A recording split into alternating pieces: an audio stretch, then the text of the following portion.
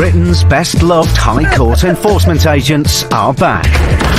And in this new Can't Pay special, So somebody's gonna get hurt. Either me or you lot. we see them pushed to their limits, You think you can tear my family apart? resolving some of the trickiest cases of their careers, I will smash his head.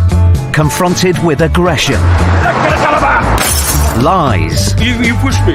Please. and debtors who won't face up to the truth. Director of the company's on a boat in the Mediterranean. We see the agents overcoming every barrier put in their way. Sir, touch that, I'll phone the police. Yes, call the police. Because no matter what you throw at them, Oh, thanks. if you can't pay, Just not fair. they'll take it away.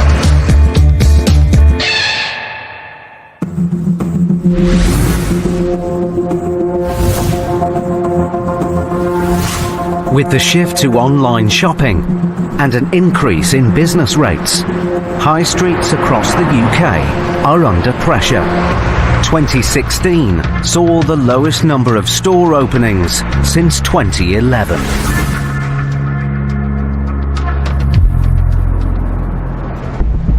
Stuart McCracken and Elmore Victor are High Court enforcement agents.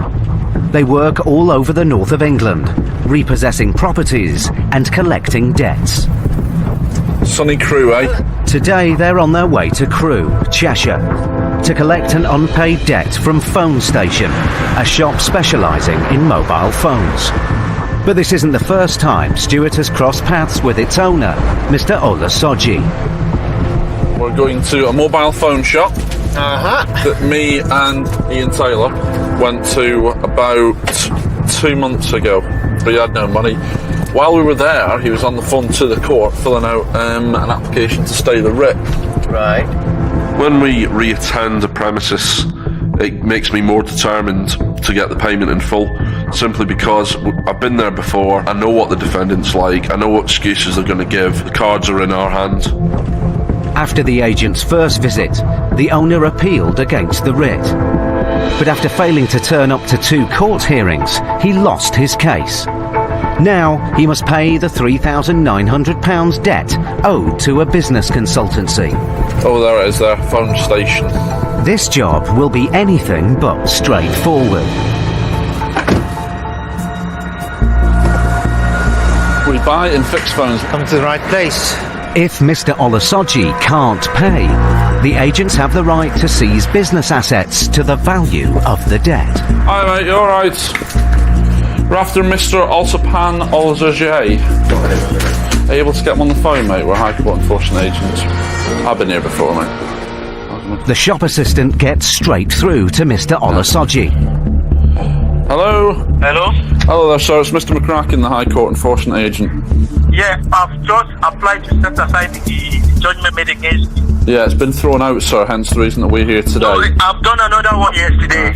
It's still active at the moment, sir. So we need £3,900. If not, we will be removing goods today, sir. Whatever, man. No problem. I'll start removing goods, so that's not a problem. Oh, that's a great answer. Everyone's got a right to defend their case and put their story across, but it doesn't always go in their favour. They've had their chance. They either need to make a payment, or we will be removing goods. With Mr. Olasoji not cooperating, Stuart's only option will be to start removing goods from the shop. But he needs to check if the claimant is happy for him to do so. Good afternoon, John. I reckon we'll get close to the balance, mate, because we've got an iPhone 6 Plus here for 440 quid, and there's about 10 of them. Cheers, John. Bye-bye. Right, Vicky's going to speak to the client now. Right. Client says yes, then we need to see his goods. Best thing about attending a mobile phone shop, it's like walking into a candy shop for a kid. There's goods everywhere, high value items, small items, so it's very easy to remove. While the agents wait for the office to call back, a woman appears on the scene. It's me. Who are you in relation to defendant? I'm his wife. Right, okay. We need the balance. Do you need the what? The balance paid today. Right, and that is 3,900. So at the moment, defended this. Okay. He's appealed it. Yeah, and it's been He's dismissed. He's jumped through every single hoop. yeah, and it's been into it. dismissed. Well, I don't know why the Okay. judge has done this So- then, because I was. So at the moment, it means that we'll have Yeah. to remove goods unless payment is made. It's black and But white he's as that. not going to be able to make payments. So we'll have to he's remove not. goods. He's not like. He's not a rich person. It's just not fair. I'm just waiting for a phone call back. The second the phone call comes back, Cover will be on its way to have this goods removed. And this payment is made. And what are you taking? Everything. Gonna break. Yeah. With that, it can be quite upsetting when family members get involved and they are only trying to help. I can see it from their point of view, but they've got to see it from our point of view that we've got a job to do, and our job is to collect payments or take control of goods. Minutes later, Stuart hears back from the office.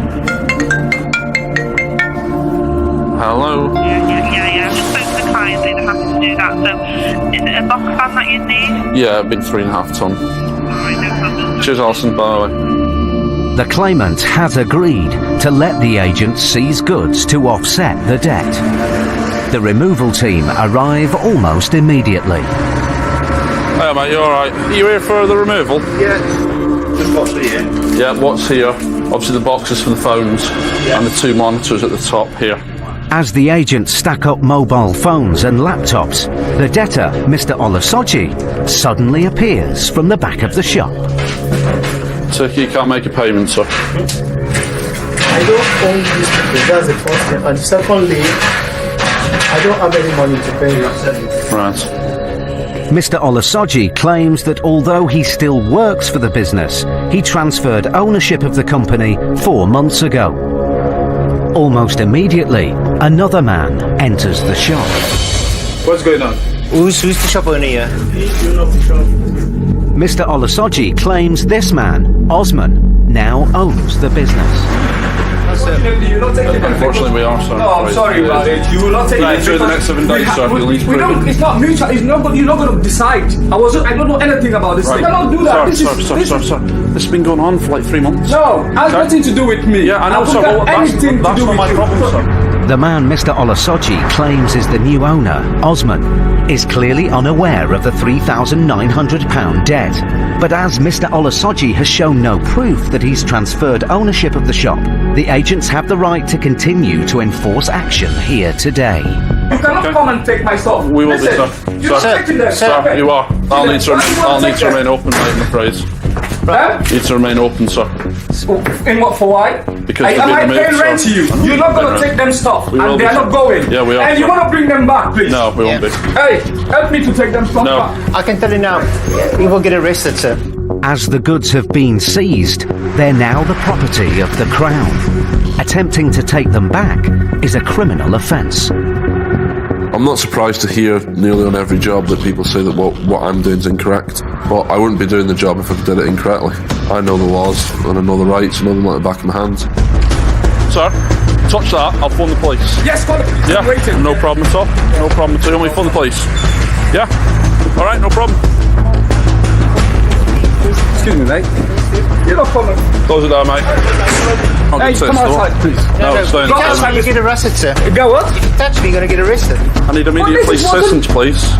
With Osman willing to risk arrest to save his business, will Stuart and Vic be able to resolve this case peacefully?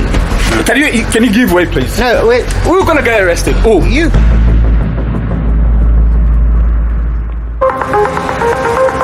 Crew, Cheshire. Hi, mate, you alright? High Court enforcement agents Stuart McCracken and Elmore Victor were at a mobile phone shop to collect a debt from business owner Mr. Olusoji. We need £3,900. If not, we will be removing goods today, sir. Whatever, man. With Mr. Olusoji declining to pay, Stuart and Vic started to remove goods. What's here? Obviously the boxes for the phones and the 2 monitors at the top. But then Mr. Olusoji emerged from the back of the shop and claimed the business was no longer his. The man he claimed was the new owner wasn't going to let the goods in the shop go, they are not going. Yeah, we are. And you want to bring them back, please? No, close it down, mate. leaving the agents with a volatile situation on their hands.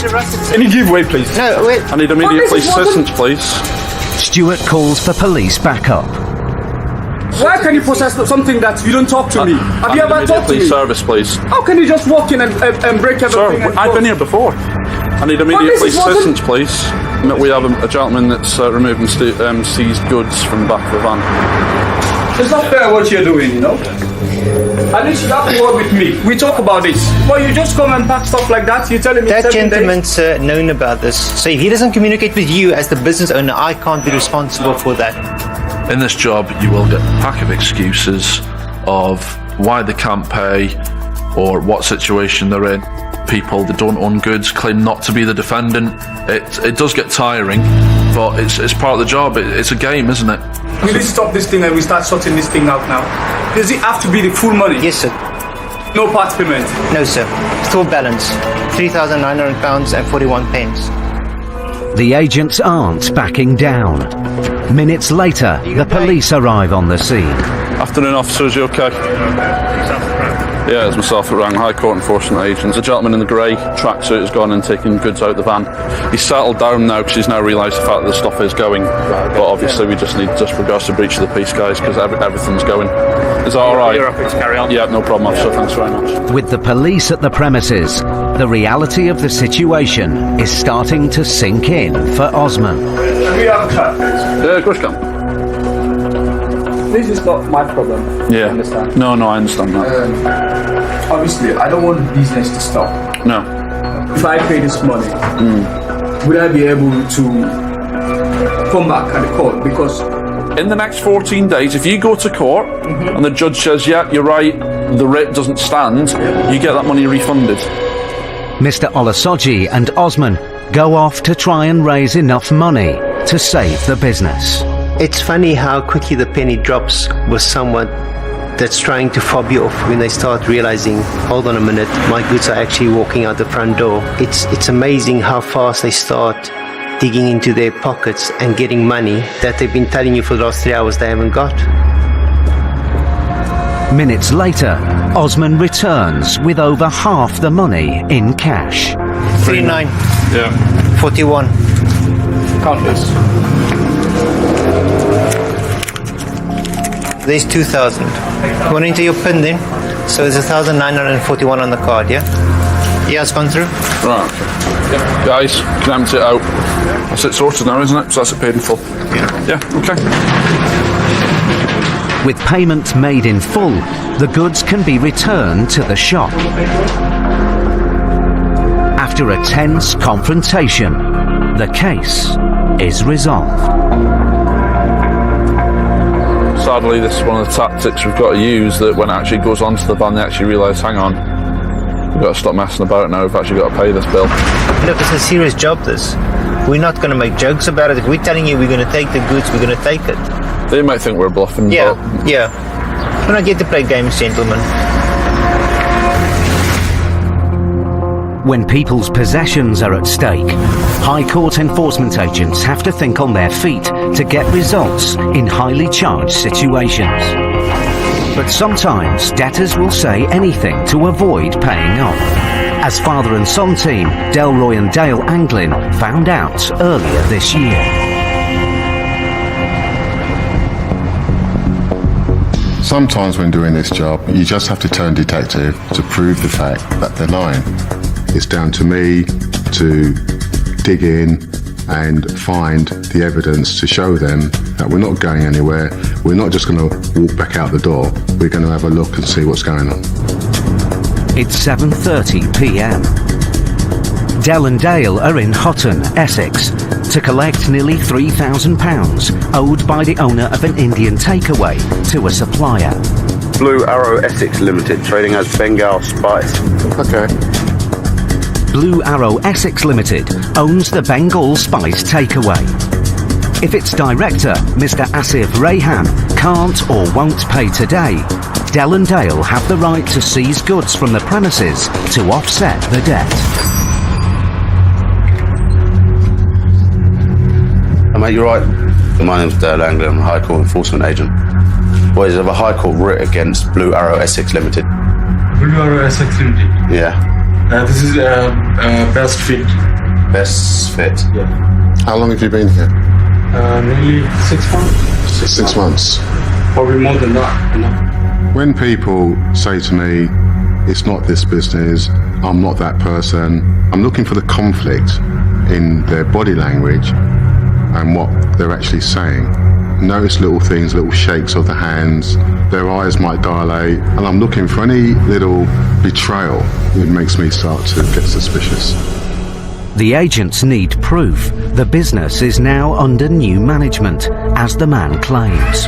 Dale starts looking through the firm's bills and paperwork. Blue Arrow Essex Limited, VAT bill.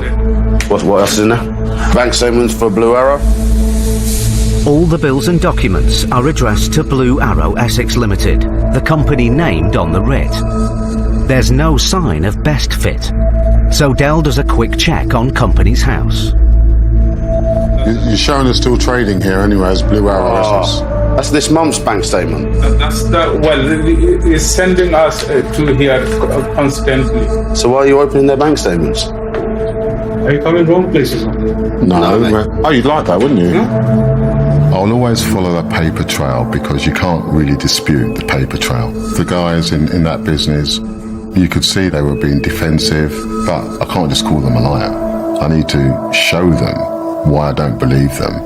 You need to find the evidence and break down each lie as it comes.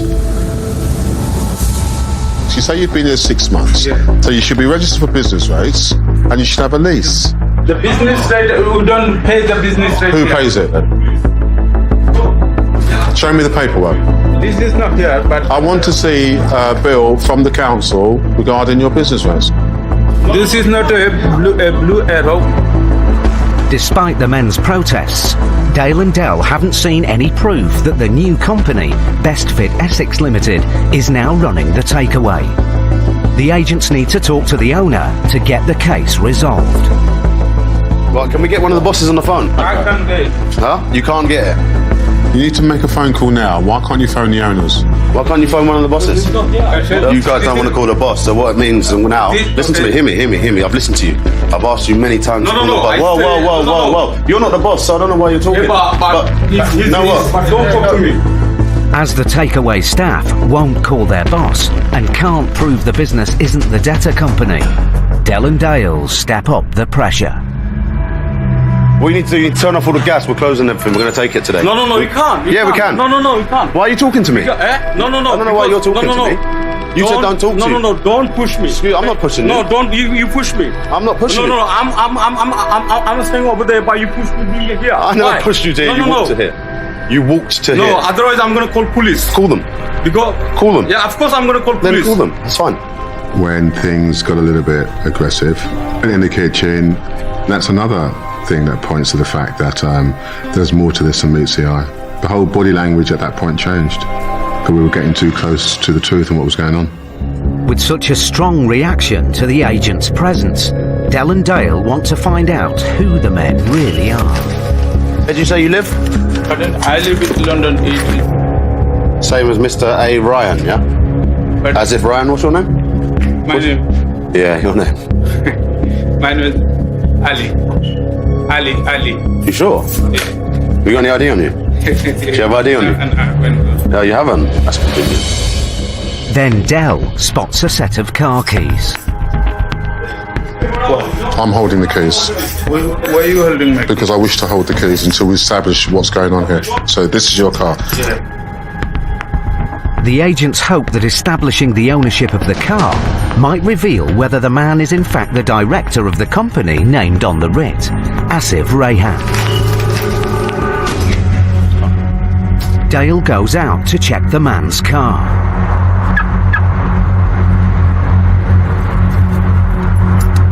And finds the insurance documents. Lovely. Ali has followed Dale outside. What's your name? Ali. Ali. It's your car, though. And your insurance, yeah? Sir? So it's not your insurance. The one that says as if Ryan. No? You're not as if Ryan then? You are as if Ryan. Yeah, so what? So now we can talk, yeah? Let's go talk then. Finally, his deceit is exposed. The man is the debtor after all. This is as if Ryan, his insurance policy from his car. Sooner or later, you reach a situation that they realise the game's up. But sometimes, even when I've got the evidence and I'm waving under their noses, they will stick to their guns, regardless of the fact that the evidence is there showing otherwise. With his lie exposed, Asif still claims that the shop belongs to a new company, Best Fit. The company is new company. Okay, so the new company bought all this stuff. Yeah. Yeah, can I see the receipt and the transaction? Bill of sale. Show me the bill of sale. That's new people. New So you don't have it. What do you mean? You don't have a bill. You don't have a receipt for the new people. But I don't have any money. Company owes the money. I don't owe the money personally. But then Dale spots a document addressed to the owner of Best Fit Essex Limited, the new company Asif claims now runs the takeaway. He rings the contact number for the owner named on the document, Mr. Farid Ahmed. Hello? That's you, yeah? Please. The call is answered by the other member of staff in the kitchen. So you're Mr. Ahmed who runs Best Fit Essex Limited, yeah? Okay. You're Mr. Ahmed, yeah? What? You're Mr. Ahmed, yeah? Yeah, he was. You're the contact for this. Yes, Please. he just phoned your I just number. rang you. No. I just rang He you. just phoned you the number. Hold your phone out. He just phoned you, innit? That's your phone number on No, there. listen. You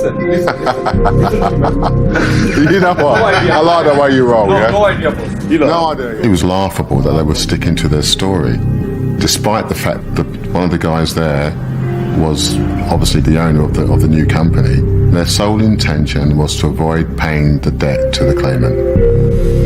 With no paperwork to show that Asif has officially transferred his business to Mr. Ahmed and his company Best Fit, the agents have the right to seize the takeaway's assets to cover the debt, unless he can pay. Can you make this payment as if £2,919 and 5p? How can I pay them? Right, no worries. As if we're going to now remove goods to cover the bill. But there's a problem. It's now 9:30 p.m. Dell calls the office. We want to do a removal of all the gas fittings. Are we going to get anybody this time of night? Okay, mate. Thanks. It's too late to send a vehicle to collect the kitchen equipment, so the agents decide to throw Asif a lifeline. Come here. We're going to give you till 12 o'clock tomorrow. We'll give you till midday to pay $2,919. You look confused. No. 12 o'clock. Yeah, 12 o'clock. Give me at least 5 o'clock. Not 5 o'clock. I'll give you till 2 o'clock. Okay, 3 o'clock, yeah. What's wrong with you? 2:30. Find the money, please. Alright. Okay? Okay. The deadline is set. Asif now has just over 17 hours to pay the £3,000 he owes.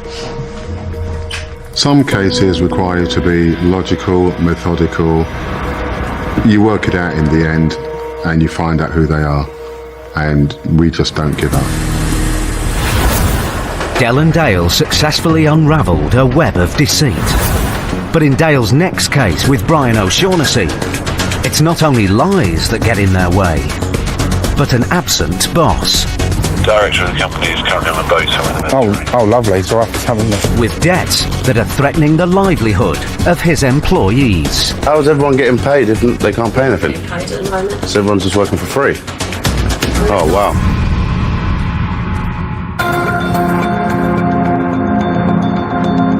UK business growth has seen its biggest fall in the last 3 years. Recent research reveals that 4 out of 10 small businesses will fold after their first 5 years of operation.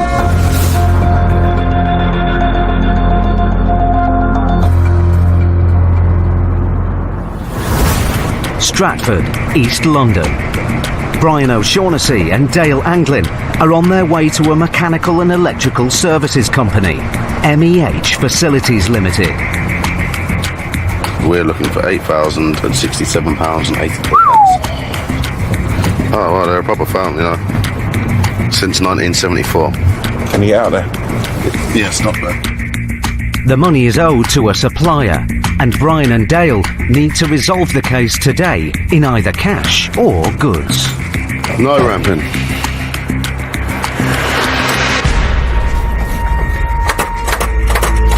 I only want to talk. It's good to talk. It's really important for us to gain entry into a commercial property to assess what assets they have. And it will be the high value end assets. We just target those. Vehicles, plumbing equipment, electrical equipment in electrical commercial property. It all depends on what's in front of us. Pardon? What she said? Cheers, mate. Cheers, mate. Happy days. We got a response. Hello. How are you? Thanks for coming out. That's all right. May I ask you who you are? My name's Kathy. I'm the accounts manager. Hello. This is Dale. I'm Brian. We're on the High Court writ. At the moment, we've got insolvency people dealing with it. That's their number. He said, can you give him a ring? Fair enough. Kathy claims the company might be going into liquidation. She's been told by the company's insolvency practitioner not to let any agents in. It's clear that before they can even get into the building, the agents have a tricky obstacle to overcome. Brian calls the insolvency practitioner. Hi, Simon. I'll tell you what's going on. Yeah. The company is subject to winding up petition. Right. The company is in the deep doo-doo, as you'll appreciate. Yeah. The business is worth nothing if its trade ceases. We don't think that your writ will be enforceable in these circumstances. It appears that two of the company's creditors have applied to the courts to force the company into insolvency. The insolvency practitioner believes that this means the writ is not valid, but the case is not due to be heard in court for another 3 weeks. As the company is still trading, the agents are entitled to continue enforcing the writ today. But we're happy to continue on that basis. Yeah? So continue doing what? Taking control of goods. You're going to take goods away? Yes. What we'll try and do is we'll try and speak to the hierarchy and see what we can resolve and get it done in the right way. Speak to the hierarchy? Well, whoever the director of the company. The director of the company is currently on a boat. Oh, lovely. So after some, isn't it? Yeah, I know, exactly. We're not too happy with it either. I mean, my job is obviously... Yeah. You're actually going to go in there? We have powers of entry on commercial premises, and we can force it if we wish to do so. But you know, I suggest you go away and get those powers before you start threatening to break in. We'll be calling the police if you try. Well, it's a civil dispute. It's not a criminal element, and we've got powers of entry as High Court enforcement agents. Well, it was great talking to you, Simon. You're only allowed access when they give you access. Okay, please read the TC Act 2007. It stipulates exactly what we can and can't do. Have a great day, Simon. If you could send TC Act. No, look at it yourself. TC Act 2007. Thank you very much. It's in front of me. Fantastic. Have a good read of it. Have a good day. Where is it? Right. He's going to advise him, yeah. I don't talk to Simon anymore. As the winding up petitions could be thrown out at the court hearing, the agents are entitled to continue enforcing the writ today. When dealing with solicitors, barristers, paralegals, it can get a little frustrating, but you know, we know what we can do, we know what we can't do, and unfortunately sometimes we have to tell them the law, because they don't always know the law, especially when it comes to our job. Ultimately, I know my job, I know what I can do, and I'll do it. And there's nothing they're going to say, there's nothing they're going to do that's going to stop me.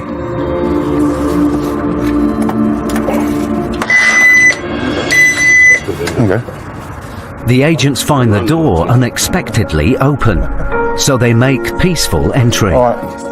Hello.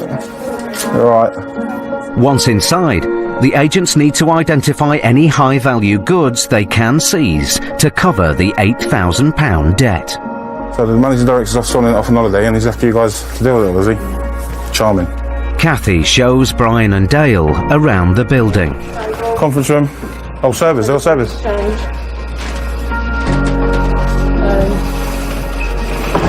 Around. Please don't take the server. We'll take them. Yeah. Effectively, the actions that we're going to have to do today will effectively shut this business. It will. With nothing of high value in the office, it's clear the agents will need to take drastic measures. What are you taking? Everything, more or less. You have to. All right. For us to actually cover this bill, we're looking at emptying the building. We're effectively putting you guys out of a job if we do this. If the agents enforce the writ, it will put the company out of business today. Their only hope is to try and get hold of the director, currently away on a Mediterranean cruise, to see whether he can pay off the debt. Is there any way of getting hold of the director when he's away? I've tried texting him. I think if you're an owner of a business and you're going to just leave your staff to deal with the mess that you've put them in, I think it's unacceptable. As it stands, they're under enough stress as it is because of potentially they could be out of a job by the next day, and you've left them to deal with all this stress as well. I just don't think it's right. The last thing we want to do is empty everything out of it, but we're sort of getting left in a position where we literally have no other choice. With the removal of business assets looking inevitable, the agents quiz Kathy about the company's current outgoings. So how is everyone getting paid if they can't pay anything? Getting paid at the moment. So everyone's just working for free? Pretty much. Oh, wow. What would we say? Loyalty to our friendship in this room, not to nobody else. Yeah. Because I've been here, I've worked here 39 years. How long? It appears that Kathy has been more than loyal to the company she's worked for most of her adult life. I don't care if you take the materials or whatever, but I can show you of my bank that I've been paying for materials. I don't disbelieve anything you're telling me today. I think you've been the only honest person that's been straight and forward with us. I've been paying for materials. I've got my glasses on. Why are you paying for it out of interest? Because I've worked here. How much are you paying out? Well, every summer I've got a change was about £1,400. So you've probably done the best part of 10 grand already. So hang on a minute, let me get this straight. You've put £10,000 out of your money into this business that can't pay you wages, can't pay anybody any money. You ain't got to tell her. Trust me. Trust me. It's a little heart-wrenching, really. They've got 6 or 7 of them in there, and they're upset. I don't bloody blame them, to be quite honest. They're trying to do their best for the company and to keep it going, and they've got families to feed, they've got mortgages to pay. Putting people out of work, stopping them from earning a wage, and it doesn't really sit nice with me, to be quite honest. Brian and Dale now need to decide if they're going to seize assets that will close the business overnight. If you take the gear, it's not going to cover that. It's going to cover the removal with that. That's what it's going to cover. There's not a lot there. There's nothing here, bro. Alright? Yeah. I'll do that afterwards. It's clear that even seizing all the assets might not cover the £8,000 debt. The agents decide to take no further action today. Okay, guys. Right. I'll let Dale give you the good news. Yeah, we're not going to do anything today. We're going to leave. I have the utmost respect for staff members in a company going through difficult times. They show nothing but loyalty, respect for that business, but yet the hierarchy can't do the same. And for me, they go up in my estimations, and I'll do the best I can for them because I want to. They're the victims. Well, that's commendable, and I think the way you guys have stuck here together has been pretty amazing, and it's been quite touching for me to look at. Yeah, no, I'm serious. I'm serious. You know what? I deal with all sorts in life, and we're after the people that don't want to pay. Yeah. All right. Listen, I'll leave you to it. Cheers. Be good. See you, mate. For me, if I was in that director's position, I'd be here. I'd be dealing with this situation, or I'd have someone doing it. I wouldn't let myself. Sink with the ship. Sink with the ship. It's your ship. There we go. It's your ship, mate. That's it. We're done today, mate.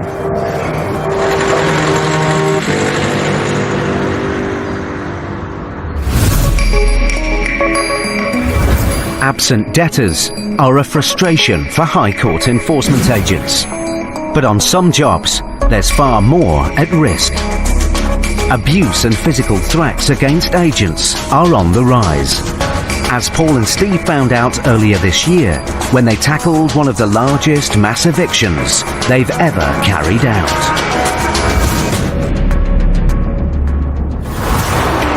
When you're going to a job and it involves more than one family, you have to be aware of all the people that are around you. People can be coming at you from all angles. The threat of injury is always there. It's early morning, and Paul and Steve are heading to Birmingham to carry out an eviction. We're about to repossess part of a car park which has been settled on by allegedly 28 travellers' caravans.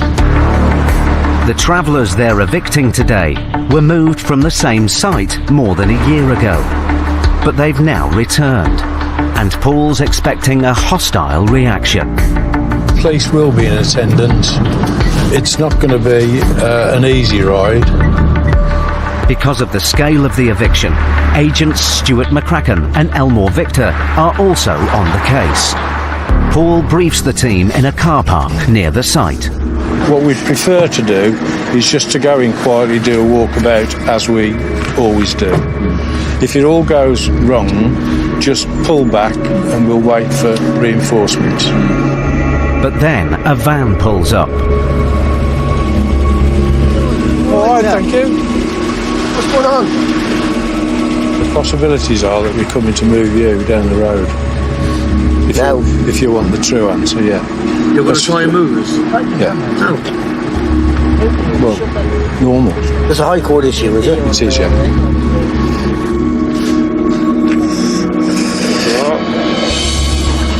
It started.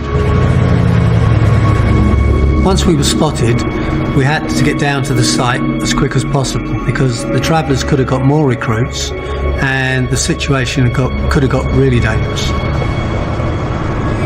That would be it, and the entrance is there on the left, I think, yeah. The travellers are camped illegally on a former government vehicle testing site. Paul and the team need to notify them they have an hour to clear the premises. But as soon as they enter the site, the van they encountered earlier pulls up. What is that? If we don't go, what's the options?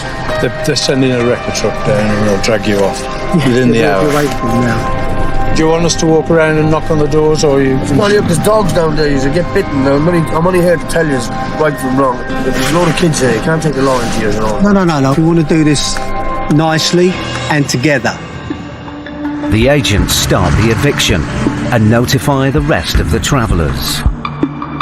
Sorry to get you out of bed. It's a High Court eviction notice. Yeah, so that'll do by when? Midday. Okay, we'll be out of here, thank you. All right, okay. So far, the travellers seem to be cooperating. We'd like everybody to be gone by 12. But then, the situation suddenly changes.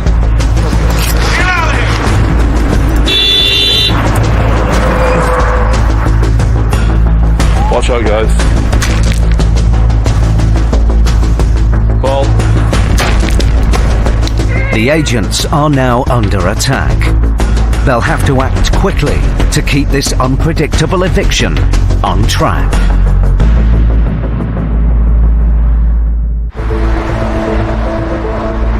High Court enforcement agents Paul Bowhill and Steve Pinner were in Birmingham to evict a group of travellers who were camped illegally on a former vehicle testing site. What we would like you to do is to get everybody together and move along. Together with agents Stuart McCracken and Elmore Victor, they had 28 caravans to move. It all seemed to be going well. We'd like everybody to be gone by 12. But then the mood changed. And the situation turned violent. Watch out, guys. Just a minute, I'll have an opportunity to get a good piece of kit out.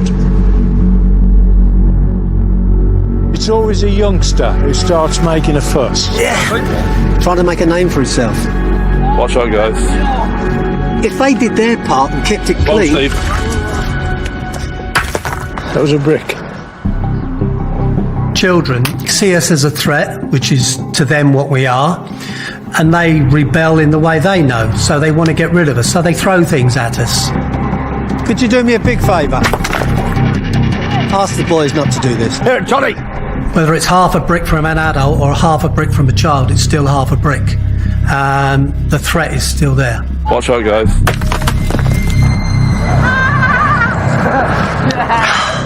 The riot shield may look over the top, but do I hold up a riot shield, a dustbin lid, or a carrier bag? You know, it's going to be the shield every time. Look out for them throwing things on the way past. What was it? Glass bottle. If the kids start throwing stones or damaging the vehicles, they don't have to take direct responsibility for it. You can't prosecute children like under 10 years old anyway. So the kids they've got free rein. So we were ready for the stones. Oh, eggs. As the situation is unpredictable, the police arrive. Paul asked them to come onto the site as a precaution. Hello, sir. The kids are starting to get arsey now and throwing stones. Oh, if you're pulling the yard, it would be helpful. We do at all costs, and I can't stress this enough, at all costs we avoid physical confrontation. If the police are there, they do appear to have a calming effect, and we'll carry on with eviction. With the police on site, the atmosphere calms down and some of the caravans begin to leave.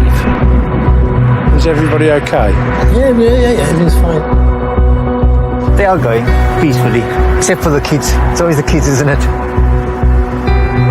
Are all the other vans going to go, do you know? Yeah, there's not enough toll bars. No, that's okay. That's okay. I just didn't know if there was going to be any left, that was all. No, there's no one, but there's not enough toll bars. Okay. We're just going to have to go and come back. Okay, brilliant. Thank you. But some of the travellers don't want to go quietly.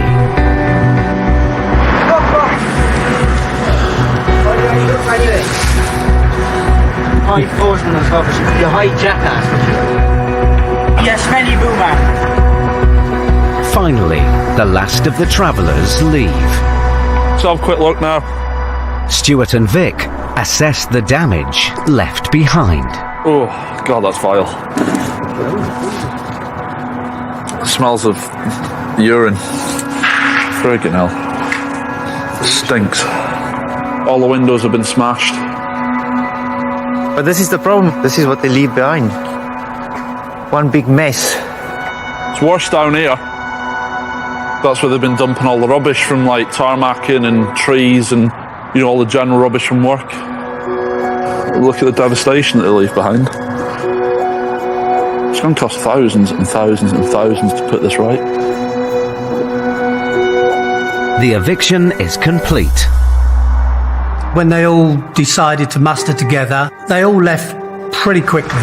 The last truck or whichever, they threw one more bottle as a parting gift. But at the end of the day, nobody got physically hurt in any way, and it was a good job. See you later, guys. Take it easy. Take care, Lee.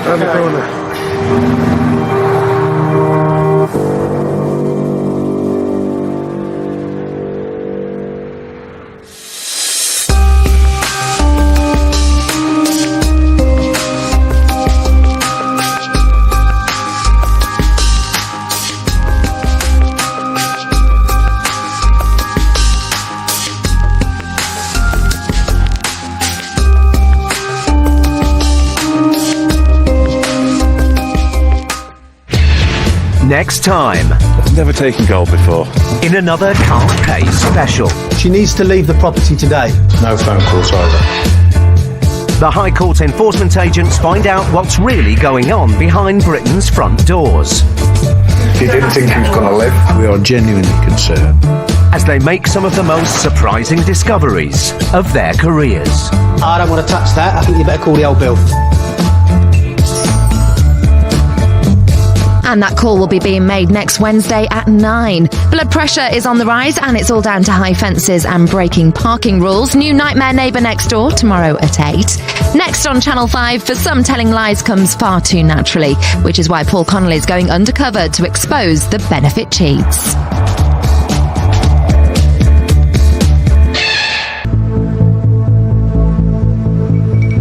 Recent figures reveal that personal debt has reached a record high. 1 in 6 adults in the UK now has what can be classified as a problem debt, and one of the most common is rent arrears.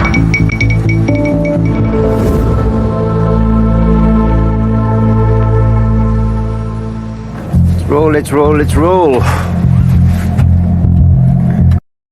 Kraken and Elmore Victor are High Court enforcement agents who work across the north of England. Oh, it's a beautiful day indeed. It's 7:30 a.m. They're in Liverpool on their way to evict a family who are behind with their rent. If people don't pay the rent, then they've got to be evicted. The landlord claims he hasn't received anything from them for months. But there's a complication. From what we can read in the notes, one of the occupants is classed as vulnerable. It's a child, I believe. Is it a child? I mean, the case notes say it's a vulnerable child, but that's so wide open, isn't it? It can be wide open, yeah. Vulnerable is a wide umbrella. 47, 49. There we go.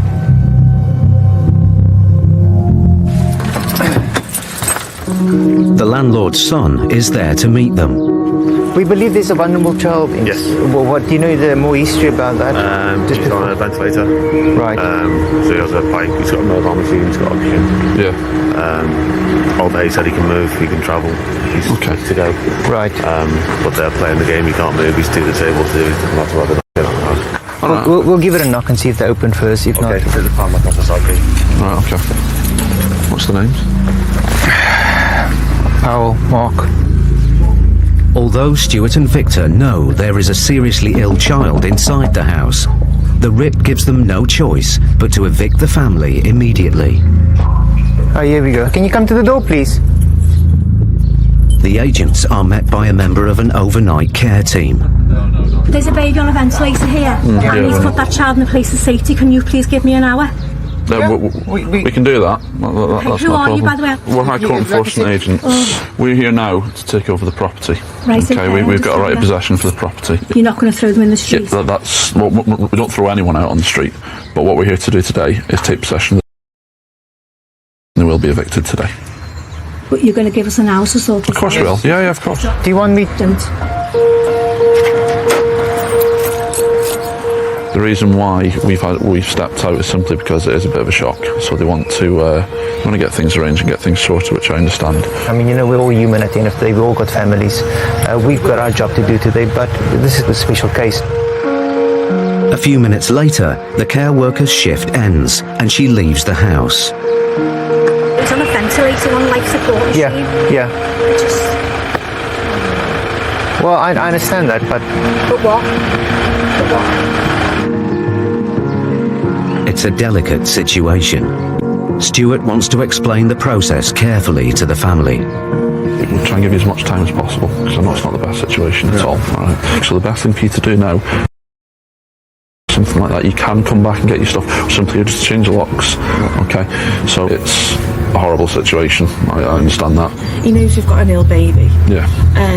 He knows the situation, he knows we're waiting on the house. Yeah. He was just pissed off because we couldn't get out by the time he wanted us to. There's nothing I can do. What if we decide that we can't go? In the nicest possible way, yeah. You will be leaving today. Okay. It was a very difficult situation for me to deal with. You've got to start thinking from the tenant's point of view, not just from the landlord's point of view, that there is a child here that is dependent, his life is dependent on what you do and what your actions are. An hour after they first arrived, the agents go back to the house. Yeah, you're alright. Are we able to come in? Do you have to? We're sorting stuff out. We would have to come in. Like I said, we're not going to be intruding, we're simply just going to come in and have a chat, that's all. Once inside, the agents have legal possession of the house. But they're in for a shock. Do you want to come in, man? Hi, you're alright, just Hi. pass us all. So Yeah, we're just part of the Alter team that manage Riley's care. Yeah. Sorry mate, keep out your way. It's alright. Riley is nearly 2 and needs round-the-clock medical care. He can't breathe on his own and is on constant life support. He lives here with his father Mark, mother Claire and big brother Callum. He's a beautiful boy, isn't he? Yeah, lucky to have him. We found out on a 20-week scan that he had a heart problem because his heart was back to front, and it's in the centre of his chest. Oh, right. Because he's got one small lung, so obviously it hasn't pushed it to where it should have been. Because his heart, when they're 8 weeks old in the womb, your heart's meant to do a 360 degrees turn. Right. And his has only done half. And when he was born, he didn't think he was going to live. He has to have a ventilator to help him breathe. What does the doctor say long term in that? Hopefully he'll be off it by the time between the age of now and 10. He can go up to the age of 10. I was quite shocked when we walked in and it was a little boy on a life support machine. It's about 2 years old. It was a big shock and emotional, very emotional, to be honest with you. In a situation like that, you do think of your own family and you also realize how blessed we are. Despite Riley's condition, legally the agents must carry out the eviction today. It's a writ of possession for this property for today. Because they need this documentation to take it down to the Housing Association, because they will need to go in some kind of emergency accommodation. But rehousing a little boy like Riley isn't going to be easy. He needs plug sockets to run his life support equipment off. That needs testing and safety testing. All that takes about 2 or 3 weeks to set up. Yeah, well, we're going to be able to get that in emergency accommodation. So there's absolutely no way to appeal this or... No. Not from a high court level.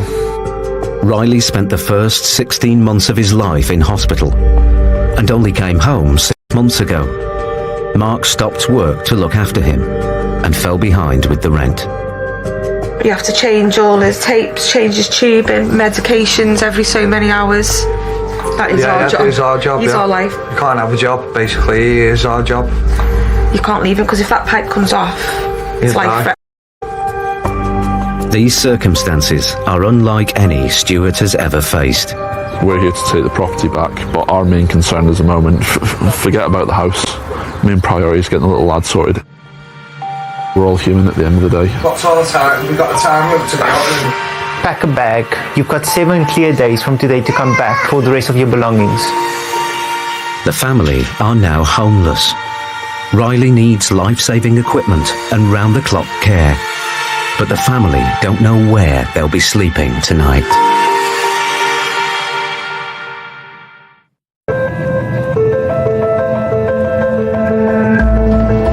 Stuart McCracken and Elmore Victor were in Liverpool to evict a family with a child on a life support machine. Old Dave said he can move, he can travel, he's okay to go. Right. But they're playing the game, he can't move, he's to the table. But once they saw the situation for themselves, their priorities changed. We're here to take the property back, but our main concern is the moment. Forget about the house. Main priority is getting the little lad sorted. Riley's condition is critical. You can't leave him because if that pipe comes off, it's life threatening.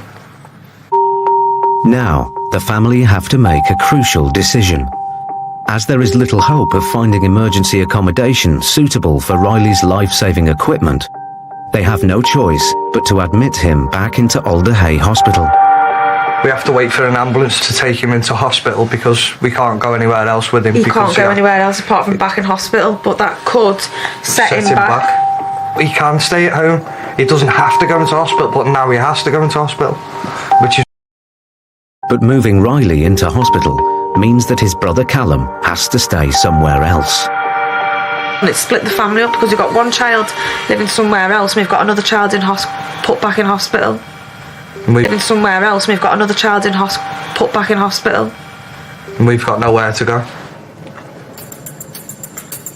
It's the landlord. The landlord has pushed it through to the High Court and what we've turned up to this address, you see. So it's only when you actually get in behind that door, speak to the parents and actually see it for yourself, you might think, oh.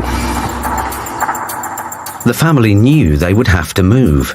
They were waiting for the council to finish adapting a house suitable for Riley's needs. The house will be ready in 2 days' time, but their landlord wanted them out today. See what I mean? Yeah. See how close he knew that we were. Yeah. And he still had to put us through this. Yep. The agents have no control over when the High Court writs are issued. But just 48 hours could have prevented Riley from having to go back to the hospital and the family being separated. The landlord knew this. He knew we were waiting on the property. It's just not fair. That someone can actually do that to you, knowing the circumstances that we are going through. I think it's disgusting. I don't know how they're going to sleep at night. You can't meet a little lad like that and not be affected in any way. He hasn't stopped smiling since we've walked in. He's been bouncing, dancing along to his TV. It's now 2 o'clock and Riley's ambulance arrives. However, his care team have to make sure they take all of his medication and life-saving equipment, as the locks will be changed as soon as they leave. 2 vents, yeah. 2 suction machines, yeah. 1 SAT monitor, yeah. 1 handheld SAT monitor. In the bag, okay. Meds. All his meds are in the bag, in the thing.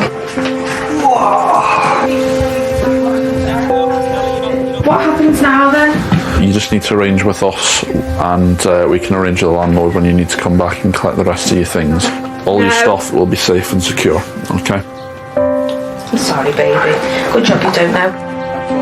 6 hours after they first arrived, the eviction is complete. For Vic and Stuart, it has been the most difficult they have ever carried out. You drive down each street and you don't really see anyone in their houses or anything like that. You don't really know people's stories or people's lives, but they're on it 24 hours a day, 7 days a week, and their lives are completely turned upside down. The good news is that he will eventually become off that life support. It's just at this age, because he's so young, he needs the machine to basically force his lungs to make it stronger, really. So 5 years from now, he might be running around with his brother and his mates outside the property, and that's great. You know, that is really good news. And so hopefully one day that family will have a normal life again.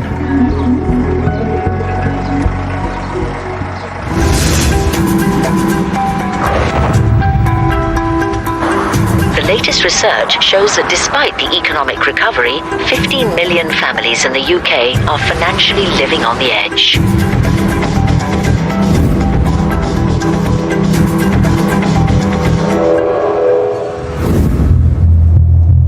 Another day and another potentially stressful job for Stuart McCracken and Elmore Victor. This morning, they're in Birmingham to recover a £3,350 debt owed to a landlord for unpaid rent. Oh, early start. Early start, Vic. Very early start. Early bird catches the worm and all that. Well, it depends what the worm is, isn't it? The writ instructs Stuart and Vic to collect payment today or remove assets to cover the debt. It's not a bad area, though. So hopefully when we get there, hopefully there might be a car on the drive, because most of these houses have got big long drives. But the person named on the writ is not the tenant. It's her father. He agreed to be the guarantor if his daughter fell behind with the rent. Now he's liable for the debt. Oh, burger bar. Kath's kitchen. Kath's kitchen. And a plate number. Kitchen. And a plate number, which I will do an HPI on right away. There's a car and a mobile kitchen in the driveway. These are assets they could seize if the tenant's father can't or won't pay. Kath's kitchen. No, I'll tell you what, man. I can go for a full breakfast this morning. Muddy. Just going to do an HPI, all right? It's Vic, mate, you're right. Vic checks the car isn't on finance, while Stuart approaches the house. Hello there, sir. We're after Mr. Palmer. Yeah. Is that yourself? Name's Mr. McCracken. I'm a High Court enforcement agent from Direct Collection Bailiffs. It's regarding an outstanding High Court writ. Going through, love. We're going to court. Yeah. Like I said, so what's happening with this? You said it's going through court at the moment. Yeah, I've been there to court. How long ago was it? Oh, you went up there last week, love, and Last week? Yeah. I've been up there before. I've been up to the court to say that I'm how much I'm willing to pay. Yeah. Or Okay. my circumstances. The fact of the matter is, because it's been transferred to the High Court, we are now here to We've take control. done this before. We're here to take control of goods unless payment is made. Oh, what can you take? The total amount outstanding is £3,349.75. It is. It's 2,200. It's, yeah, because it's been transferred to the High Court. There's no fees involved. Why haven't we been informed? You would have been informed. We haven't been informed. Yeah, you would have been informed. How? The debt started off as a county court judgment, which can be paid in instalments. But the landlord wanted his money back fast and escalated the case to the High Court. My daughter wanted to rent a house, but I signed as guarantor for her. She didn't. Keep up with the repayments, so they come to She you. missed a month's repayment, but she got in touch with him. She told him all this and said, "Oh, look, I haven't got the money." That she changed the circumstances. Her husband split, and he took us to court. When he got to court, he said that she'd missed 3 months. Yeah. No, I know my daughter. My daughter wouldn't miss 3 months, knowing I'm the guarantor and would have to pay it. You know, so we went to court. They turned around and found in his favour. Now, I've done everything by the book. I've told them that I can't afford to pay. The High Court would have sent warning to Mr. Palmer that he needs to pay immediately. But the agent's visit has come as a shock. The fact of the matter is that if payment isn't made, we will have to take control of goods. So you need to find some sort of- You'll have to go back to the court. We're not going back to court. We're here now to execute a High Court writ. So you need to make a payment. It's not ours, love. Okay, that's the letter that's been sent out on the 12th of the 5th. Tell you what, he's a Okay. right bastard, and I don't So- swear he's a right bastard. I can give you half an hour to see what you can do with We haven't regards to got any funds. money. We'll have to take haven't control of got goods then, anything. including the assets on the driveway at the moment. That's my son's. That's Okay. my wife's. And We need to get proof of that. We need to get proof of that. Well, my son's I'm in Las Vegas at the moment. Right, okay, well what will happen is the vehicles will get removed You're not today. taking that. Okay, You're not. we need to see some documentation Sorry, for you're that. not taking it. We That's need to see my some, car. okay, Our we need to car, see the some only proof for transport that. we've got. You can establish in the first 10 minutes what's important to them and what's not. And you got to play on that. Unfortunately, you got to find out what is valuable to them, what they don't want to lose. But everybody's got pressure points. If someone's got a car and he doesn't want to lose his car and it's free of finance, you've got two options. You're either going to pay or we're going to take it away. It becomes clear the defendants can't pay. Yeah, I need this ASAP, mate. Seizing the vehicles could be the agent's next option. Vic hears back from the finance check. Right, cheers, thank you. It came back free of finance. So he allowed by law to remove it, unless they can produce paperwork showing that it's in, well, the lady claims it's in her name. So if she's got a sales invoice or anything like that in her name, we won't remove it. You've got a catering trailer there that's worth, in my opinion, maybe £5,000 if it's got the equipment in it. And you've got a Toyota RAV4 there, which 03 plate you'd probably get about 1,500 quid for, maybe 1,800 quid at the most. Mr. Palmer finds the vehicle's paperwork. It shows his wife is the registered keeper, but it's not proof of ownership. Have you got a sales invoice for this vehicle? Sorry? Have you got a sales invoice? Oh, God. The sales in, well, we bought it second now, as you can see, it's not a new car. There isn't any need at all for this. But, you know, we're decent people, we're not tramps. It's rich man versus poor man all over again, and it's just then on. We haven't done anything wrong. He said he's done everything by the book, which is fine, but you need to remember that the client's done everything by the book as well. Looks like a decent gentleman, pensioner, trying to help his daughter out, and then he got stung with a bull. I suggest if you speak with your daughter, see if she's got any funds, considering that she's the one that's run up the debt in the first place. I've been feeding her because she hasn't got any money to buy food even. Yeah. Sadly, it's not going to stop with what we're here to do today. It's not. It's nothing to do with that, sir. Nothing to do with that at all. They've got a job. They've got a job. Job's worth. It can be heartbreaking, but you'd do anything for your family. I know I would. I would sign on behalf of somebody in my family, regardless of the situation, because it's your family at the end of the day. But people need to remember that you are signing if they don't pay. If they don't pay, you're liable, and you've signed a contract to say that yes, I will be liable if you do not pay or you default on any of your payments. So I don't understand why it's a shock to people when we turn up at the door and they say, oh, the only way it's going to get resolved is by making a payment. Somebody needs to make a payment. Somebody. What are you supposed to do? You're supposed to go and rob a fucking bank, are you? That's not me to tell you what to do, sir. You know what I mean? Being in it. All right, you've got your job to do. Okay, so what I'll do is... At the end of the day, After 20 minutes at the house, their daughter Sam, who ran up the debt, and her friend Andy arrive. How can people seriously do? How can you seriously mind and do something like this? I've tried, they're just not easy. You came to? Pardon? Are you sheriffs? Yeah, High Court. High Court. Why has it gone to the High Court when it's still at the negotiations? It's not. It's a CCJ that's been honoured. The claimant has transferred it to the High So what Court. the claimant is... it's a CCJ that's been awarded against the defendants. So what the claimant has done is transferred it to the High Court. Tell you what he's In the state of a week? Yeah. From going from making an offer... We're in the making an offer stage. How much is it? The total amount outstanding is... It was 2,200, and now it's all of a sudden it's gone up to 3,200. How can you do that? It's on the no notification.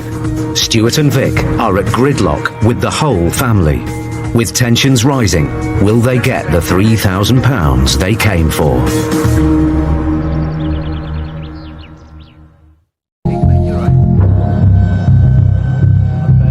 Stuart and Vic were in Birmingham to collect a High Court writ of £3,350 caused by a tenant defaulting on their rent. What are you supposed to do? You're supposed to go and rob a fecking bank, are you? That's not me to tell you what to do, sir. They were authorised to collect the money from the father of the tenant, as he'd signed as guarantor. But the only way it's going to get resolved is by making a payment. Somebody needs to make a payment. Somebody. But Mr. Palmer claimed he couldn't pay, Can't take blood from a stone. and his daughter and her friend arrived to back him up. How can people seriously do? How can you... Now a simple debt recovery has turned into a standoff. You haven't notified these people that this is going to A letter happen. has been sent out. A letter has been sent out. When was the letter sent out? 12th of the 5th. Notice of enforcement was sent to this address. So hang on. So he's kind of gone, he's jumped the gun. What you can do. He's jumped the gun. I mean, he's that's took what- a legal stance and he's jumped the gun. I wouldn't say jump the gun. The second it's awarded against Well, you. he's used the law to his. He's used the law to his advantage. Isn't that what the law's there for? The law's an asset. If the payment of £3,349 isn't made in 20 minutes, we will be taking control of goods. Hang on a minute. Can I have a look at the? Yeah, of course you can. Yeah. Normally there's a good cop and a bad cop. Because Stuart is taking the lead of the case, he will be portrayed as the bad cop. I normally try and calm the debtor down because he won't have a beef with both of us. He will normally focus on one of us and take his frustration out on that agent. That will give me the opportunity to try and calm him down. Normally take him by the arm and just say, let's step aside, let's work this out. It's £3,200 and whatever pennies. If we come to an agreement today, you make some kind of there has to be a payment today. There's no doubt about that. To stop any action from removing vehicles. Will we have Stephen here attend? It's a stalemate. But then the daughter's friend makes a surprising offer. So you're in position to cut a deal. What kind on of that deal? amount. What kind of deal? Well, they agreed to paying that in court. Right. I'll give you that right now. No. There needs to be the full amount. If not, it's removal of goods. Right, okay, I'll pay you now. Okay, how can you make the payments? Debit card. Pay the whole lot now. Pay the whole lot now. The family friend has agreed to pay off the debt. This man has took full advantage of this old couple. Sam rented a house off this guy. He was very naughty with the way he's kippered her up regards payments, regards damage to the house. She actually done the house out. He's gone after and gone for this debt. But to try and enforce it onto her mum and dad, who are retired people, not good enough. I'll take the notice off the vehicle, eh? I'm just a friend of the family, just trying to keep everybody happy here. So if that's go through, so should we have the signal? I've taken the notice off the vehicle. According to us, this is the end. There you go. These aren't people who are trying to run and hide. These are people who are trying to deal with things. These are genuine people. These aren't duckers and divers, worthless and dealers. I would have helped them out. They're too proud. That's the problem. Yeah. Unfortunately. I appreciate your level head, sir. Got to be level-headed. All the best anyway, though, sir. All the best to yourself. I think he is a genuine guy. He's trying to help the family out, which is fair play to him. But at the end of the day, it is what it is. Then we got a good result. The case is resolved and the family's cars are safe, thanks to their daughter's friend. New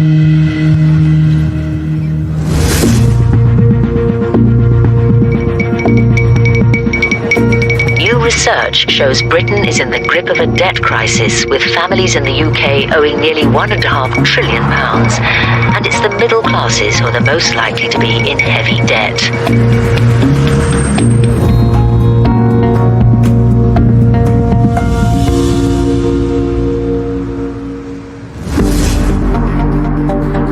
High Court enforcement agents Brian O'Shaughnessy and Del Anglin are in Kent with a writ to collect just over £2,000 owed by a business selling novelty globes, Globey Limited. But first, they must find the right address for its director. So what we've got here is an individual that's very difficult to track down.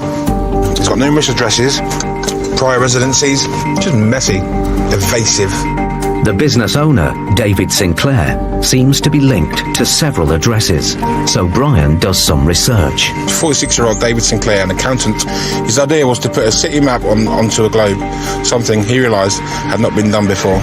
The result is the Globey, and it is now selling in thousands across the UK and around the world. Father of four sold 2 properties to allow him to invest £400,000 in the project, but yet can't pay an original debt of £2,000 to the claimant. It's a bloody joke, isn't it? Brian finds the globes are being sold through another company, Globey International. But with no address, Dell turns detective. Yeah, so good afternoon. Can you put collages on globes? Collage, as in what? What, pictures? Pictures. We can do, yes. Where could I come to see your works? Well, you can see them all online. I mean, we don't actually have a shop ourselves. So if I wanted to, where would I send the details to if I wanted to send you an order or something? Just might be a one-off as a present for my mum's birthday. It's her 80th, so... Well, you can, I mean, by all means, I mean, if you drop me an email of what you want, and I'll get a costing for you. Okay, thanks very much. That's all right. Okay. Cheers. Thank you, bye-bye. He didn't give anything away there, did he? That was a bit clever. Mr. Sinclair still seems to be in business, but with no confirmed address, Brian calls the office. Hello, mate. Yep. Okay, we're off to Globey Limited. Just spoken to him on the phone. After a search, a colleague unearths an address. Oh, after all this time. You just made my day. So the office is handy sometimes. Very much. Let's get down there, come on, let's do it. Okay. Chocks away. The plot thickens.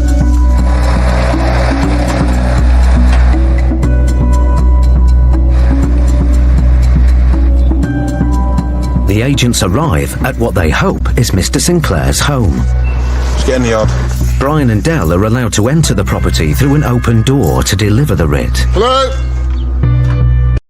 Hello? High Court enforcement? Hello, is Mum in? Hello? Mr. Sinclair? Yeah.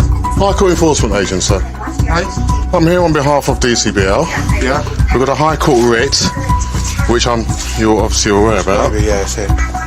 Here to collect £1,323.20. It's all in dispute. So the amount does need to be paid. Well, it can't be paid because there's nothing the company has ceased to trade. Has it? What are you trading as now then? I'm not trading as anything. If you check on the website, it's still showing on their active proposed to strike off. Correct. Well, still trading then, isn't it? It's not trading.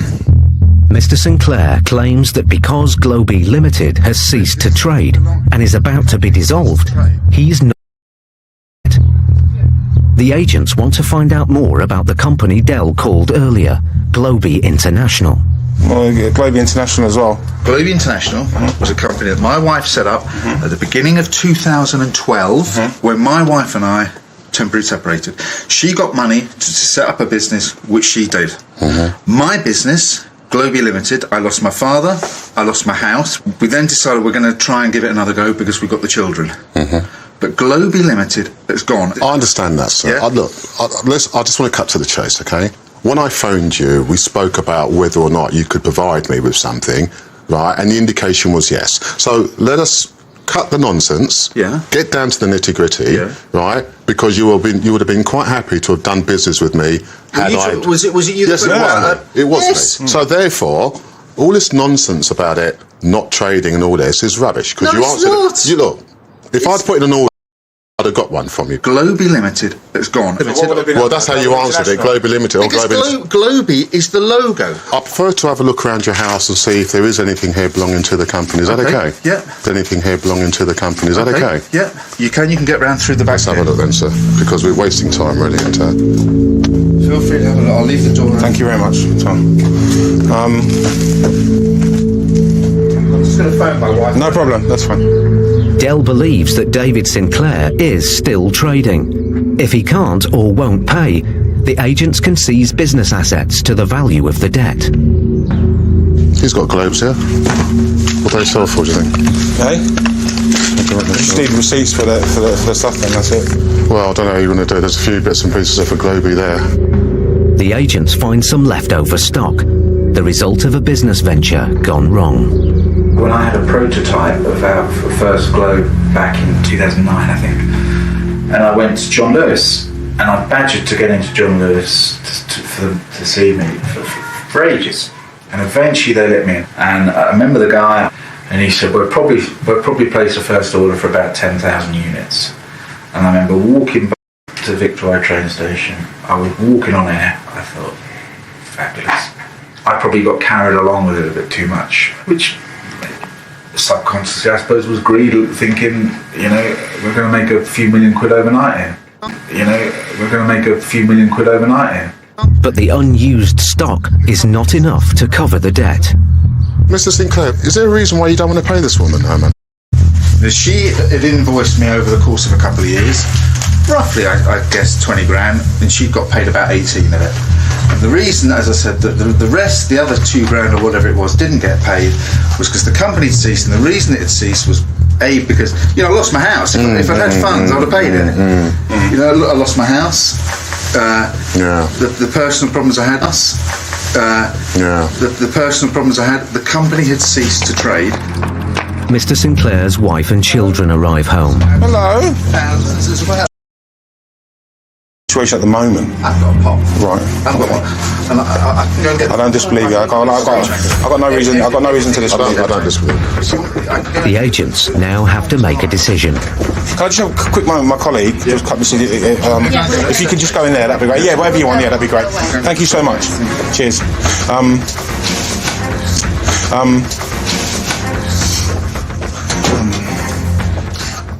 What's your thoughts? Yeah. Because he's paid £18,000 from a £20,000 debt, so he's not an evader. He's paid. It was 20 grand. He's paid 18, so he's not a evader. The company just ceased to trade. With Mr. Sinclair's company, Globy Limited, close to being dissolved, and not enough company assets to pay off the debt, Brian and Dell decide not to pursue it. There's a couple of globes in here. There's a couple in there. It's not going to reach £2,500. The failure of the business has had a major effect on Mr. Sinclair. 6-7 years ago, I probably had an E1 credit rating, had a lovely house, swimming pool, 5 bedrooms, acre of land, very pleasant, very comfortable, probably worked about 3.5 days a week. Then this idea took over, and obviously the whole thing's imploded. But my wife and I were basically working 25 hours a day, 8 days a week to resurrect things. Unfortunately, the claimant on this one, it's going to be difficult for them to get their money because the company's not trading anymore. You can't get blood out of a stone sometimes, so it's just unfortunate. But, he's a nice chap. He's tried. He's paid the majority of the debt, and he just can't pay the last amount because, the company wasn't trading. I was an accountant. I know people that they try and close companies down and then set another one up, and with the stock and all this sort of thing. I know that goes on. But it wasn't us. I've lost virtually. Well, I have lost everything. The only thing I haven't lost is my family. Despite their determination, and Dell have come away empty-handed. But their next case will test their talents for investigation to the limit. If you can't pay this today, we're going to look to take control of goods, get some trucks in and remove them. I've exhausted my channels. The bank won't help you then? No. Now we can't trust anything he says.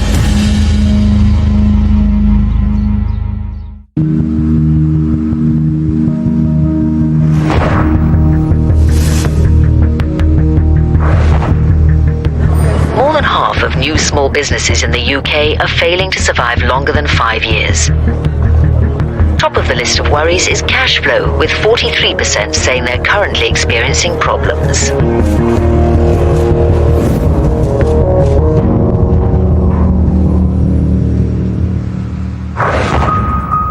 Chesham, Buckinghamshire. Right, what are we doing now, Dale? We're going on a revisit, aren't we? Brian and Dell have a writ to collect a debt of over £4,000 from a business that recycles second-hand airline seats. Yes, it looks like we're going to SD Aviation Aircraft Interior Recycling Limited. It's not the first time Brian has tried to collect the debt. Yeah, Kevin and I attended this one. This was we've got lots of aircraft seats and parts of planes. Okay. Which are quite valuable. The money is owed to a supplier that the business failed to pay. I'll just tell him that the sun's shining, please don't make the thunder and lightning come. On their first visit, the debtor, Aaron Day, claimed he couldn't pay. This time, Brian and Dell want results. The warehouse is full of potentially valuable aircraft seats. They could seize to offset the debt. The agents find Mr. Day sitting in his office with a colleague. Afternoon. You alright? I'm good, how are you, sir? Yeah, good, thanks. High Court Enforcement Agency, you know that, yeah? Yeah. I understand there was an issue last week because, I don't know, cash flow or whatever it was. Exactly, yeah. Okay. It's got to be paid today. I haven't got it here, mate. We're going to have to seize assets then.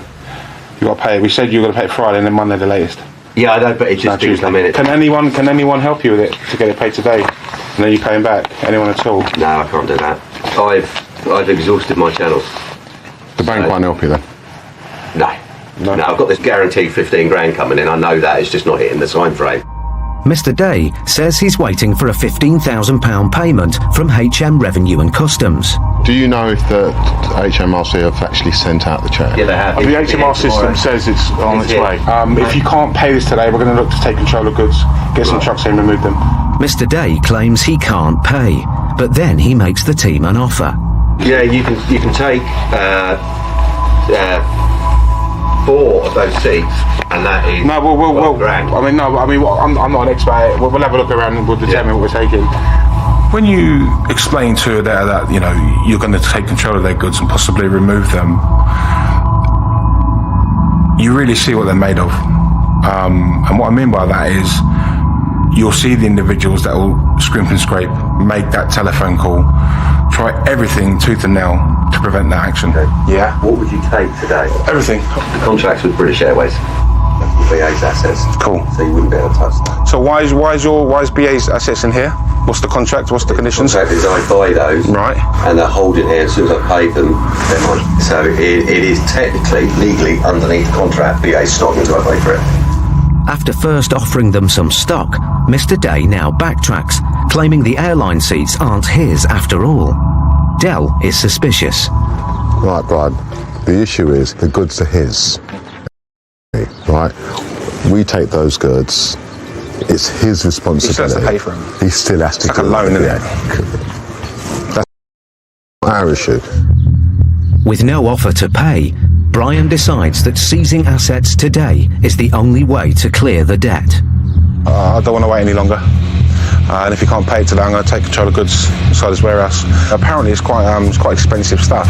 About £150,000 worth of stock in there. But I'm not an expert. I don't have a bloody clue what I'm looking at. Brian calls a colleague, Paul Bohill, for advice. Hello. Paul, it's Brian. How you doing? All right, thank you, sir. I'm in a place at the moment, commercial property, and they deal with plane spare parts. I'm just basically calling in, the value of this kind of stuff. It's such a restricted market. Yeah. I would value the stock at less than 10%. At less than 10%, yeah? So in other words, if you're looking to recover 100 grand, you'd need £1 million worth of stock. Fine. So if I've got 4 grand there, what we're looking at 40 grand. I'd really go over the top because it's such specialised stuff, hypothetically it could end up being sold for scrap. So basically you're talking about clearing them out then, really? Yeah. All right, that's great. Cheers, Paul. It seems that while the stock might be valuable to Mr. Day's business, it could be hard to sell, and Brian has no idea how much the seats might fetch at an auction. Looking good on the following basis. Because your goods are quite specialised items, we might not be able to sell it at all. And that comes to the point, for a £4,000 debt, we'd look to clear out most of your stuff here today. If I can't get it paid in half an hour, I'm going to start calling the necessary HGV lorries to come here and do so. The deadline is set. The next 30 minutes could make or break Mr. Day's business. You don't run a business like this without having some form of contingency fund. You're just going to have to dig into it. But Mr. Day then presents the agents with a bombshell. He says his colleague has spoken to the claimant directly, who's given him more time to pay. All right, mate. I'll be back. Right, he's just spoken to the guy. He's going to ring your office to see if you can just give us 5 days. He's happy to wait. Go on, make a call to the office and let them know that they're trying to get hold of him. Just need 5 days, man. Let me call him now. Need 5 days, man. Let me call him now. Brian calls the office to check Mr. Day is telling the truth. Okay, fine. All right, that's cool. Cheers. Bye. It's weird. He's explained to our office that he hasn't made no such agreement with you, and he's going to call you back now and tell you you've got to deal with us. So I'm just relaying the message. Listen, don't shoot the messenger. Brian's been told that the claimant hasn't made any offer of a 5-day extension. Well, someone's telling a porcupine, eh? Interesting. He speaks with forked tongue. Now we can't trust anything he says. But the threat of losing all his stock has spurred Mr. Day into action. An associate has agreed to pay off some of Mr. Day's debt for him. I'll show it to my cousin. Are you in the country? Is he paying card, is he? Hello? Is he paying by card? Is he paying by card, is he? He wants the bank details. We want it. Yeah, that's fine. We'll do it now. Mr. Day's associate decides to pay the office directly. Brian calls to check the amount. £4,000 paid. He's paid another £120.61. They'll pay that. The associate has wiped out most of Mr. Day's debt in just one. Now Dell needs to get Mr. Day to pay the balance. You've got it, haven't you? £4,000 we have, so we just need £120.61. Joking. Well, about 60 quid might get on the sale program. I'm just about to make it. Yeah. Anyway, that was it. £120.61. Mr. Day now asks another colleague to pay the remaining £120. Your payment has been made.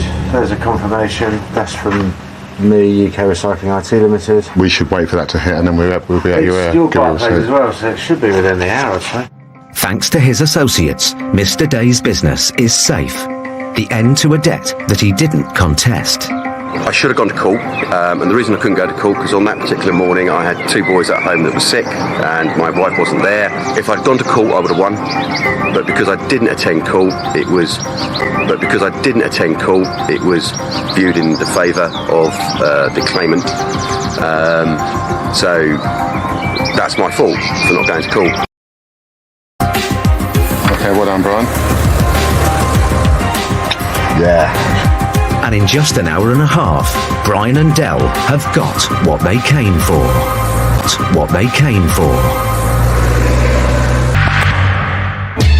Next time, Steve and Paul meet a tenant who won't budge. Hello. The first thing they do is, once they see us, good morning, they break down in tears. Brian and Dell's patience is pushed to the limit. We're not idiots, you know, and we know what's probably gone on. All I want's the truth of the matter, and now we're getting somewhere. And Kevin turns detective. Don't believe a word he's saying to me. He's just lied to me since the minute I walked in here. And tomorrow night at 8, there's another chance to see the Can't Pay Christmas special. People often come to blows over minor things, but sometimes those minor things get out of control. New The Nightmare Neighbour Next Door tomorrow at 9. Next on Channel 5.